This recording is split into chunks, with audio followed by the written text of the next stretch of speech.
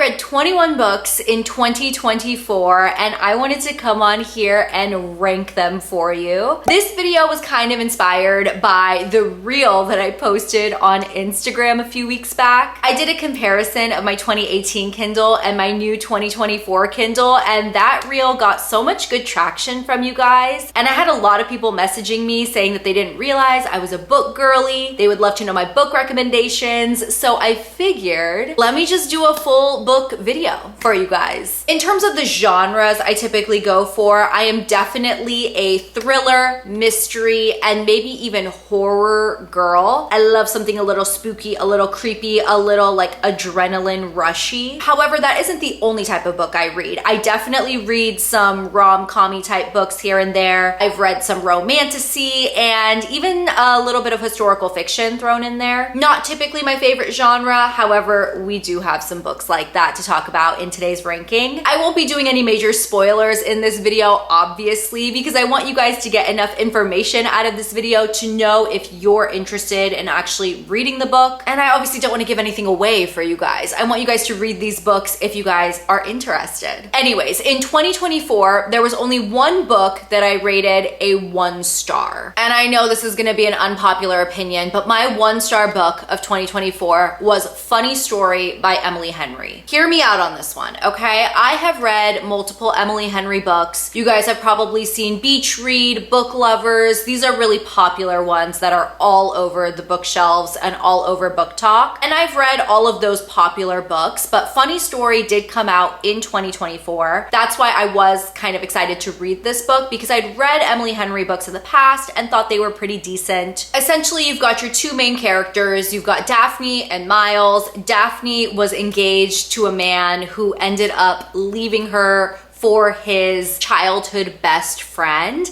And when that happened, Daphne had nowhere to go. She ends up rooming with the ex-boyfriend of that childhood best friend, who is Miles. Daphne and Miles, okay? They end up rooming together. They're both dealing with their heartbreaks. At first, they're just roommates, and then they start confiding in each other and getting closer, and we can just predict the rest. You know, Emily Henry books are not about the twists and turns. There are no crazy plot points in her books. These are pretty straightforward romance, rom-com type storylines. There was nothing about Miles that I found appealing. I mean, the way Emily Henry described him was just so unattractive, in my opinion. There was nothing that made you actually fall for this main character. So you were literally not rooting for either of the main characters to end up together, which to me is literally the point of a book like this. Like, you want to root for the main characters, and I was not rooting for them. Again, I feel like this review is literally not giving any spoilers away, because you know what you're getting into with a book like this. I found the journey absolutely boring. Would not recommend. 1 star. Okay, there were 3 2-star books that I have to talk about, all of which are by the exact same author. This is gonna be a rough one to talk about, okay? Because I am a Frida McFadden stan. I love Frida McFadden. You guys may have seen this book cover, The Housemaid. This is the book that made her super, super popular. And ever since I read this Frida McFadden book, I have been a Frida McFadden lover. The twists and turns will be insane. You will literally never know where the plot is going. There's no way you can predict the twists. And the reason is because half the time the twists don't make any sense. They don't make any sense. Half the time you're like guessing. You think there's one way that the plot is gonna go because, you know, it would make sense given all of the pieces of the puzzle that you're given. But with Frida, she'll give you all of these pieces of a puzzle, but the puzzle is literally not in the room with us. The puzzle is like next door, okay? It's not even in the room. The pieces do not make sense. And that is kind of the fun part about a Frida McFadden book, in my honest opinion. I do have a lot of fun with them. However, 3 of the Frida McFadden books I read in 2024 made it as 2 stars. So my next book, ranked worst to best, is a Frida McFadden book, and this is The Teacher. I believe this book did come out in 2024. I read it right away when the book launched. I think the reason this book rated so low for me is just the premise of the book, to me, was just incredibly icky. It is about a woman named Eve who is a math teacher at a high school, and that high school is just rocked by this big scandal of one of the students, who's named Addie, is sleeping with the teacher, okay? And like I said, it's just a little icky. If you're not sensitive to that type of plot point, you know, that type of relationship wouldn't bother you, you might like the book more than I did. I just kind of found the book unnecessary. I felt like the whole plot was just kind of like, there were some twists and turns, but at the end of it, I actually did predict the ending of this book, which, like I said, isn't common for a Frida McFadden book. So the journey just wasn't as fun, and the destination was super predictable in my opinion. Just a step up from that in ranking, so we're talking about rank number 19 now, is another Frida McFadden book, and this is The Housemaid is Watching. If you guys know Frida McFadden and her Housemaid series, she has 3 different books. This is the 3rd book in the series. I kind of feel like at this point, we're really stretching this storyline. You've got the same characters from the first few books. You've got Millie, you've got Enzo, you've now got a kid or maybe 2 kids in their lives. They are now living in the suburbs, and as is classic in Millie's life, things are not going well. Something's going down, something's always happening, something really incredible and elaborate is happening. This book, honestly, was a solid 2 stars. I think the only reason I even gave it 2 stars is because I do love the characters. But if I'm being objective, this might have been a 1-star read. I gave it 2 stars because I like the characters, but not a favorite for me. Number 18 ranking, and another Frida McFadden book here at 2 stars. This is The Boyfriend. This one also came out in 2024. I was very excited to read it. I think I started reading it on like release day. The Boyfriend is about a woman named Cindy who is essentially looking for a relationship. She's done the online dating thing, and she's just been encountering all of these not so great guys. Then she ends up meeting her now current boyfriend, who is a doctor. He seems so perfect. He makes her super happy. Apparently there is a murderer on the loose who the police believe dates his victims and then murders them. And as much as Cindy is obsessed with her current boyfriend, she's worried that something isn't adding up there. Cindy's friend also has a long-term boyfriend who's like the superintendent of the apartment building. So there's a little worry / confusion with him. This was another Frida McFadden ending that I actually predicted. I know a lot of people did not predict this one. I did. And again, I personally didn't love the journey of this one. I felt like there was a lot of places where the plot was it got kind of boring, and we were kind of stretching it, and I was kind of like, all right, let's get to the end. Let's get to the end of this. Let's just figure out what happens and move on. And that's not how I really want to feel with my books when I'm reading them. Okay, we're now diving into the 3-star book reads for me. So the first book, which is like at the bottom of the ranking, this is number 17. This book is called Little Secrets by Jennifer Hillier. This book is about the main character, Marin, who seems to have the perfect life, married to her college sweetheart, Derek. They have a child named Sebastian, and their life is going perfectly until one day Sebastian gets kidnapped. Marin is essentially just like a shell of herself. She is so distraught. She obviously wants to find her baby. She hires a private investigator to further look into this case, and in the meantime, the PI finds that her husband is actually cheating on her with a younger woman. So there's an added layer of that mixed into the storyline. Essentially, I gave this book a 3-star read because I don't really remember it. I remember enjoying the book as I read it. I read it quick enough. It's not like it dragged. But looking back, I'm like, no idea what happened in this book. No clue. Didn't even remember the main character's name. No idea how this book ends. I, again, gave it a 3-star read. It wasn't memorable for me. So that's why this sits at number 17. Okay, my number 16 book, we have to talk about this here. This book has been blowing up all over my book talk.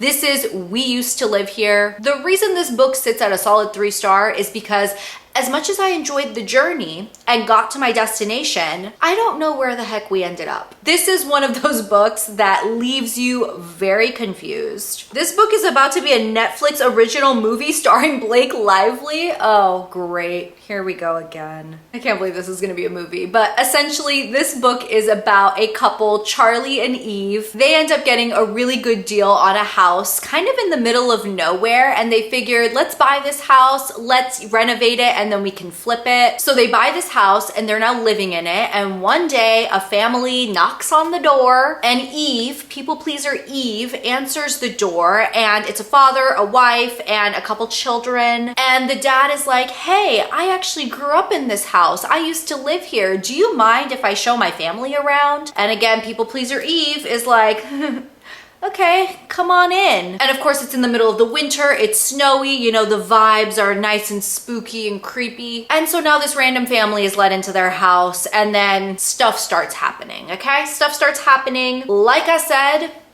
the journey is fun, but the destination is confusing. Let's just put it that way, okay? If you are somebody that likes a good ending to a book, an ending that makes sense, that wraps up all the storylines, you're not getting it with this one. My number 15 book, okay? And the last 3-star read before we dive into some 4-star reads. This book is a solid 3 stars. This is Incidents Around the House by Josh Malerman. This is another book that has blown up all over horror book talk. This is a true horror book, okay? We've got another true horror book coming up in the lineup, but this one is definitely spooky scary. I did have to turn up the lights while I was reading this book, which was kind of fun for me. This book's narrator is an 8-year-old girl, so already spooky scary. In this little girl's world, you know, you've got your main characters of the parents, the grandma, but you've also got Other Mommy. And Other Mommy lives in this little girl's closet, comes out at night, comes out to play, and Other Mommy keeps asking this little girl if she can go into her heart. And little girl is like, no, Other Mommy, you cannot come into my heart. But Other Mommy is really trying to get into her heart. Why is Other Mommy trying to get into her heart? I don't know. If you've ever seen The Exorcist or any other demonic movies, you might be able to figure that one out. But yeah, it's definitely a spooky, scary story. If you guys like stuff like that, I thought, again, the journey was really fun. Was the destination worth it? Not totally. It wasn't a confusing ending, but it definitely wasn't a satisfying ending. Okay guys, here we are at number 14, and this is a 4-star read. So that means all of the other books are gonna be higher than this, which is amazing. It's always fun when the majority of the books you read are 4 stars and higher, right? So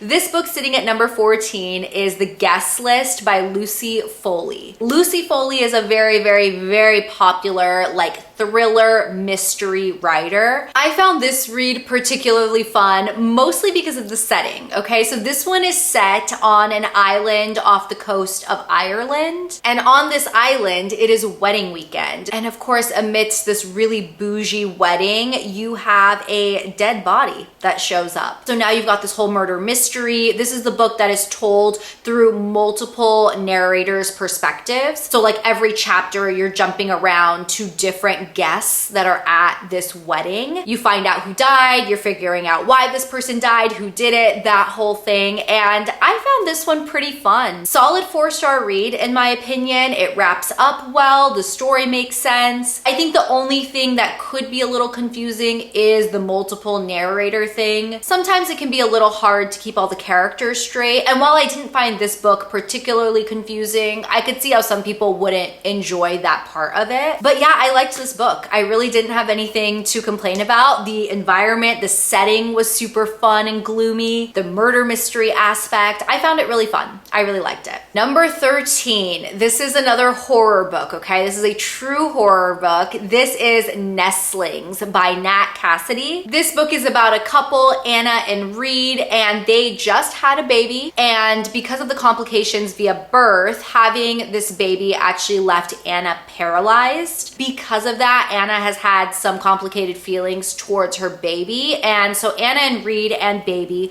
moved to a new New York City apartment. It's a high-rise building. It's one of those super bougie buildings, and weird things are happening with their baby. Weird things are happening in their minds. And again, super fun journey. Definitely spooky though, okay? If you don't like a true like horror book that is kind of confusing along the way, you know, because you're kind of like, whoa, what's happening? What's going on? Yeah, if you're not into that, if you're not into spooky, scary, creepy, wouldn't recommend this. But if you are into that, or you want to dip your toe into that, this is kind of a fun book. I really did enjoy this one. Number 12, another 4-star read in my opinion. This is The September House by Carissa Orlando. I read this book around Halloween and it was the perfect read for Halloween, okay? This is about a woman and her husband who end up buying this house, and buying a house was this woman's like life dream. And this house is a little weird. It's a little quirky, okay? Especially in the month of September. September. Specifically in the month of September, you've got black crows that keep whacking their faces into the windows. The walls start bleeding. The walls start bleeding in this house, specifically in the month of September. So that's a little odd. Also, there's a spooky, scary basement thing going on. So, you know, there's always a little bit of that. I found this book to be a pretty classic, like haunted house story, but the element of this book that I thought was a little bit more unique is that you've got an untrustworthy narrator. That's always a little fun because you're reading it through the narrator's perspective, and of course you think like, oh yeah, everything she's saying is fact, and then you start seeing the way the people around her are acting, and then you're like, wait, am I the one going crazy? Or is this all actually happening? It's a fun book for sure. And I thought it wrapped up well. If you just want a haunted house story, I thought this was a fun read. My number 11 book is Kill for Me, Kill for You by Steve Kavanaugh. The journey of this book was really fun as well. So this one is about these two women who happen to just meet by happen chance, and they're at a bar and they get to chatting and they realize that there are these men that are in their lives that they blame for essentially ruining their lives, and they really want to get rid of them, you know, kill for me, kill for you. So they kind of decide, hey, like, if you take out my man, I'll take out yours. So that's kind of the main plot point. And then you've got another character who's kind of dealing with her own stuff. There was an intruder that intruded on her house, and now she has some like PTSD from that. So she's dealing with that. In the meantime, these two women over here are like, hey, we'll just get each other's jobs done, you know? And then how those stories kind of interconnect and stuff. I will admit, this is another book that I don't fully remember like the plot or even the ending that well. And if I remember correctly, I think this book had just a lot of storylines interweaving. So now looking back, it's a little bit hard for me to remember like all the intricacies of the plot, but I do remember really, really enjoying this book. Okay guys, we are on to book number 10, another 4-star read. This one is Local Woman Missing by Mary Kubica. To be honest, this is another book that I definitely rated 4 stars because I enjoyed reading it, and I remember the ending being really good and satisfying. However, in hindsight, I remember very little about this book. I don't remember a lot about the plot at all. This book is essentially about multiple women who keep going missing in this town. You've got Shelby, who goes missing first, then you've got Meredith and her daughter Delilah, who go missing. Obviously, it rocks the community. Nobody can figure out where these women went. There were no bodies that showed up. And then 11 years later, Delilah mysteriously shows back up. So of course the town is like, oh my God, what the heck? What happened? Give me all the deets. And so that's basically the premise of this book. Like I said, I really don't remember any details about the plot of this book, but I do remember liking it, okay? So take that for what it's worth. Maybe not the most memorable book, but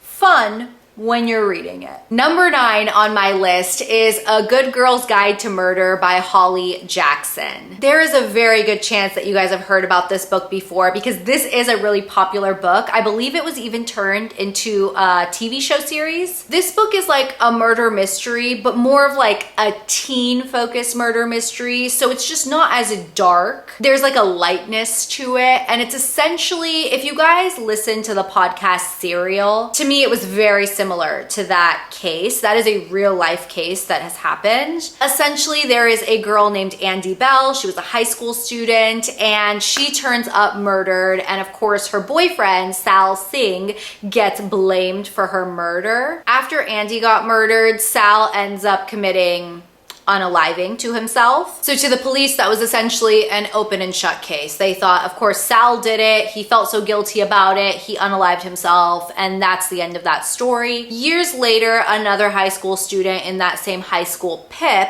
is like, I'm gonna look into this a little bit. So she starts digging for a class project. She starts talking to Sal's brother and then starts putting pieces of this mystery together and starts realizing that maybe it's not as cut and dry as, you know, the public perception of this case is. Like I said, this book is a little bit more lighthearted. Obviously, it still deals with very heavy topics, but just the perspective and the fact that everybody's in high school, it just doesn't feel as like dark and ominous as some of the other books that I read. This is the first book in a series. I believe there are 3 books in the series. I haven't read the other 2 yet, but I definitely will be reading them. Okay, book number 8 on my ranking. All right, we're getting up there now. This is another 4-star read, and this book is Bright Young Women. There's a good chance you've seen the cover of this book if you've been perusing bookstores, and I'll be honest, the cover of this book kind of turned me off. I don't know if you guys are like me, but I definitely judge a book by its cover. I definitely do judge a book by its cover. I did not think this would be a book for me. However,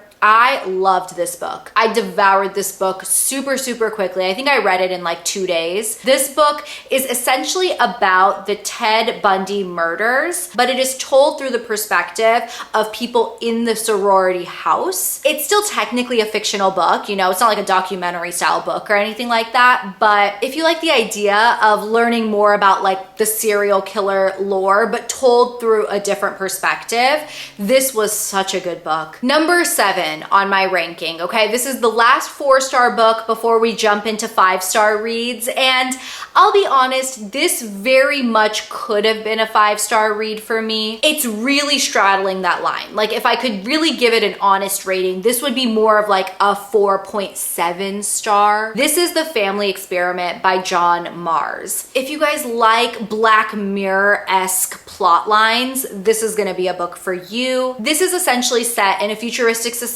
when virtual reality has gotten to the point that it is like very good. And The Family Experiment is the name of a reality show set in the future where a couple can essentially put on a haptic suit and fully interact with the virtual world just as easily and authentically as you can interact with the real world. And in this reality show, essentially couples who could not have a child in the real world are given a child in the virtual world. And this whole virtual world is live streamed for the public to see. There's like a 24/7 live stream, and these couples have to interact and raise this virtual child of theirs. And as time goes on, couples get eliminated, they get voted off, etc., etc. Again, it's very Black Mirror-y. It's definitely dark. It's that whole like, is the advancement of technology really just gonna hurt us in the long run? That kind of an ominous vibe to this book. Every chapter jumps to like the next couple because you're getting all of these different storylines and all of these different plot lines,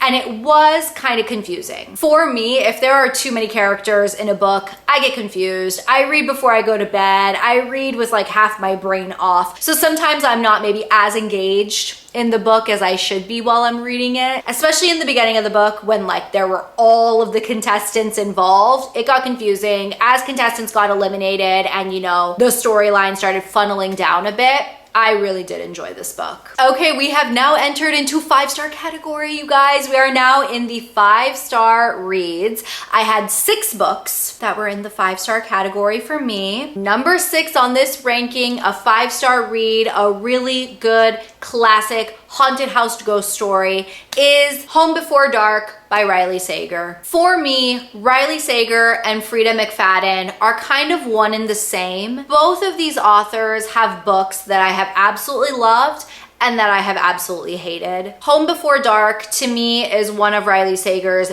best pieces. If you guys want a really classic haunted house ghost story, one that makes sense all the way through, one where the journey and the destination is really fun, you will really love this book. It wasn't a horror book, in my opinion. Like, it wasn't just drop dead terrifying, but it was spooky. It was a little creepy. It's definitely a ghost story, like, you know, a haunted house type story, and I thought it was really fun. Number 5 on my ranking, okay? This one is one of the highest Frida McFadden reads I have ever read, one of my favorites from her, and that is Never Lie. This book is about your 2 main characters, Trisha and Ethan, and they are looking for a new house, so their real estate agent tells them, meet me at this house over there. Trisha and Ethan show up. There is no real estate agent to be found. around. However, they quickly realize that this is actually the house of a really well-known psychiatrist. Of course, while they're at this house, a really bad storm happens outside, so they get trapped in the house. They cannot leave. And in the meantime, they do a little digging, and Trisha finds a bunch of tapes, like tape recordings of the psychiatrist recording her patients. Obviously, there's a little bit of like a HIPAA violation going on there, but you know, Trisha's like, well, I'm bored. There's nothing else to do here. So she starts listening to some of these recordings, and things get a little wild, you know, things get a little spooky, things get a little creepy. She starts putting pieces of the puzzle together, and she's like, there's some crazy stuff going on in here. So it's definitely, again, a fun book, cool environment, and it's a classic free to read. Like, you probably will not be able to predict this book. It has a lot of twists and turns. It's definitely a fun one. Okay, book number 4 and book number 3 on the ranking are by the exact same author. Book number 4 is Drowning by TJ Newman. I don't know TJ Newman that well as an author, but based on what I've seen, they definitely specialize in kind of like catastrophic storylines, okay? You've got a big catastrophe that is happening, and then you're dealing with the aftermath of that. Drowning is essentially about a plane crash that happens over the ocean, and when the plane crashes into the ocean, there are some passengers that end up getting trapped in the plane, and the plane drowns. So now you've got all these first responders and the rescue dive team and everybody trying to get these people out of this airplane that is drowned to the bottom of the ocean. Definitely an intense read. Again, if you don't like catastrophic event reads, you know, again, very like doomsday type reads, you won't like this. But this is a fun one because this is definitely one of those catastrophes that is rooted in reality. I mean, we don't see stuff like this happening often, but you know, there's no ghosts, there's no crazy like supernatural entities. It is very like rooted in reality. Definitely a good read. 5-star read for me. Enjoyed it all the way through. Similarly, my number 3 favorite book of 2024 is Worst Case Scenario by TJ Newman. This is if a commercial airline crashed into a nuclear power plant. The power plant is in the middle of nowhere, Minnesota. However, this small town really gets rocked, and again, because it's crashed into a nuclear power plant, this is going to have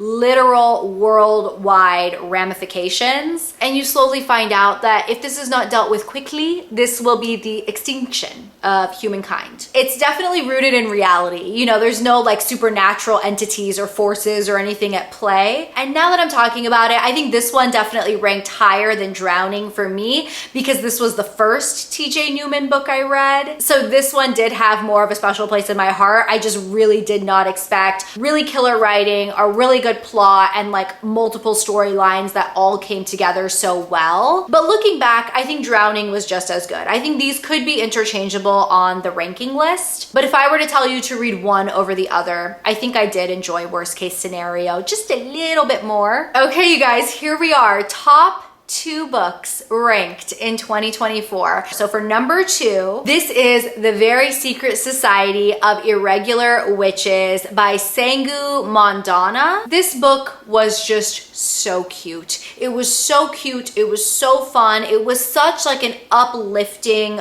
book. In this book, you've got your main character who is Mika Moon, and Mika is an orphan and she's also a witch, okay? So she grew up as a witch, and in this society, you are not allowed to publicly be a witch, and she just feels like she doesn't fit in. She doesn't fit into society. She always feels like a little bit of an outcast until she gets a message from somebody who essentially owns and runs this little, like, it's giving like boarding school vibes, but at this school they have 3 girls who are also little witches. So the owner had reached out to Mika hoping that she could help these little witches kind of grow into their powers and kind of like get control over their powers. Obviously there's that whole premise of like the witches and the magic and stuff like that, but I would definitely say it's a lot more lighthearted than something like Harry Potter. Harry Potter can definitely get really dark at times. This is a little bit more light. It's more of like a coming of age type book. I could not put it down. It was so cute and I loved every second of reading this book. So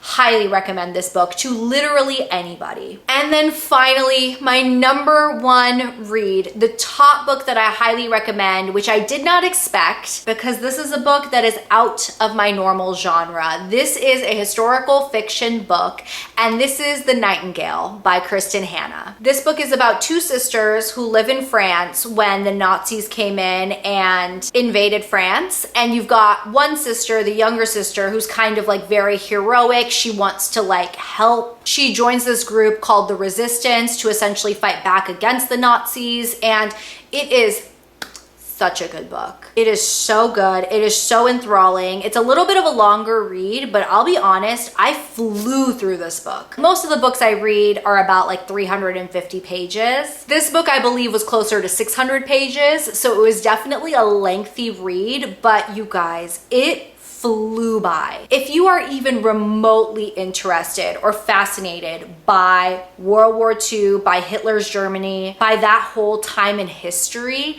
this book was so fascinating. It was so good. It was so well written. It was just like, it kept me engaged the whole time, which again, for like a 600-page book is wild. Especially a 600-page book that is not even my preferred genre. Like historical fiction is not my preferred genre, but this book was so good. Easily the best book I read in 2024. Could potentially be one of the best books I have ever read. Might be one of the best books I've ever read, actually. Now that I'm like reflecting on all the books I've ever read, this is absolutely up there. Highly recommend this book. Okay guys, there we have it. Those were all 21 of the books I read in 2024 ranked for you. I hope you guys enjoyed this video. Please don't forget to thumbs it up if you guys did. Also let me know like your favorite 1 or 2 books of the last year. Cannot wait to hear what you guys recommend to me, and there is a very good chance that some of those books will make it into my 2025 ranking. So recommend some good ones for me in the comments down below. Thank you so much for hanging out with me today, and I will talk to you guys in another video very, very soon. I have my best of 2024 coming up for you, okay? It's coming. I'm working on it. So I will see you guys super soon in my next video.